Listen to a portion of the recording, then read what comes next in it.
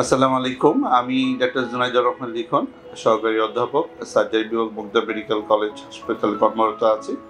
আমি general laparoscopic এবং colorectal surgeon. আপনাদেরকে সবাইকে কুরবানি ঈদের অগ্রিম শুভেচ্ছা জানাচ্ছি। আর সামনে ঈদ, সবাই আমরা কুরবানির মাংস খাবো, বিশেষ করে গরুর মাংস খাবো। তো যাদের পায়ুপথের অনেকেরই আগে সমস্যা থাকতে পারে, যেমন পাইলস বা অ্যানাল ফিশার। তো এই সমস্যাগুলো যাদের আছে অথবা নাই, মাংস খেলে যেটা সমস্যা হয়, আমাদের মাংস অতিরিক্ত খেলে পায়খানা শক্ত হয়। পায়খানা শক্ত হলেই কিন্তু পায়খানা রাস্তার যে আগে যাদের সমস্যা আছে, এই সমস্যাগুলো বেড়ে যায় অথবা নতুন করে সমস্যা তৈরি হয়। আমাদেরকে খেয়াল রাখতে হবে যাতে পায়খানাটা যাতে নরম থাকে। এই জন্য আমরা সাথে পর্যাপ্ত পরিমাণে পানি, সাথে সবজি অথবা ইসবগুলের ভুসি খেতে পারি। ঠিক আছে।